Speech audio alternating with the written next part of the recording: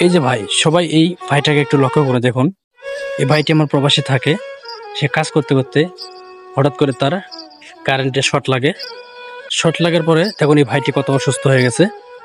সে যে এত অসুস্থ, তার দিকে তাকাইলেই আমার চোখ দিয়ে পানি আসে ভাই। আমি যখন ভিডিওটি প্রথমে দেখি আমার খুব কষ্ট লাগে যে আসলে প্রবাসী ভাইটি আমার, যেখানে বাবা মা ভাই বোন কেউ নাই, সে মুহূর্তে ভাইটির বিপদ হয়েছে। কারণ প্রবাসী কিন্তু আপনজন বলে কেউ থাকে না। হয়তো দেশি মানুষ দু একটা পাওয়া যায়, তাও এক জেলার না বা এক গ্রামের না। ঠিক আছে, এই ভাইটি সে কারেন্ট শর্ট করেছে, তারপরও দেখুন তার সহপাঠীরা তাকে কিন্তু হেল্প করার চেষ্টা করতেছে। তাকে অনেকভাবে হেল্প করার চেষ্টা করে, তাকে ধরে ধরে নিয়ে যাচ্ছে। আবার দেখুন শেষ মুহূর্তে দেখুন এই ভাইটাকে কি করলো, তাকে ইয়াতে নামাইলো। কি করে কয়টা, তাকে অ্যাম্বুলেন্স করে তারপরে তাকে মেডিকেলে পাঠানোর ব্যবস্থা করলো। এই প্রবাসী ভাইটাকে যখন আমি প্রথমে দেখি, ভিডিওর মাধ্যমে দেখি, তখন আমার খুবই কষ্ট লাগলো। আসলে প্রবাসী যারা থাকে রে ভাই, তাদের না আছে আত্মীয় স্বজন ওখানে, না আছে আপনজন। তাদের যদি কোনো বিপদ হয়, আসলে প্রবাসী ভাইরা যারা প্রবাসে থাকে, তারা যদি বিপদে পড়ে, ঠিক প্রবাসী ভাইরাই কিন্তু তাদের পাশে এভাবে দাঁড়াইতে হবে। যদি তাদের ভিতরে একতা থাকে, মিল মহব্বত ভালো থাকে, তাহলে বাবা মা ভাই বোন না থাকলেও কিন্তু একটা প্রবাসী ভাই তাদের প্রচেষ্টায়, তাদের চেষ্টায় ভাইটি কিন্তু সুস্থ হতে পারবে। যেমন এই ভাইটিকে কারেন্ট শট করছিল, এই ভাইটাকে কারেন্ট শট করছে ভাই, তাকে যখন আমি ভিডিওর মাধ্যমে যখন দেখি তখন অনেক খারাপ লাগে। এই প্রবাসী ভাইটাকে দেখে অনেক কষ্ট লাগে আমার, যে আসলে প্রবাসীরা প্রবাসে থাকে, তারা আমাদের জন্য কত কষ্ট করে, পরিবারদেরকে ভালো রাখার জন্য তারা কত রিক্সের কাম করে রে ভাই। এই ভাইটার মুখের দিকে তাকালে কষ্টে বুকটা ফেটে যায়। ভাইটি প্রবাসে আছে, তার কারেন্টে শর্ট করছে।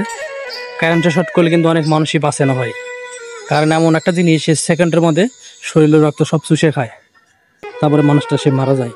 এই ভাইটি কারেন্টে শর্ট করার পরও সে অনেক অসুস্থ হয়ে পড়েছে। আরও যারা প্রবাসী ভাই আছে তাকে কিন্তু হেল্প করার চেষ্টা করতেছে। আমি এই ভিডিওর মাধ্যমে একটা জিনিসই বলতে চাই, যে সবাই এই প্রবাসী ভাইটার জন্য একটু দোয়া করবে।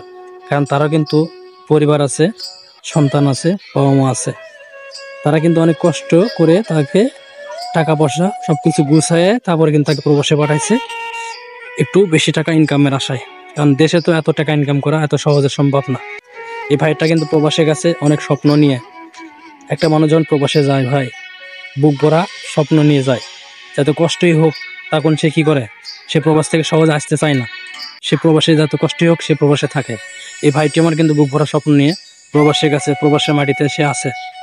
এখন আজকে তার একটা বিপদ হয়েছে, সবাই মিলে তাকে হেল্প করার চেষ্টা করতেছে।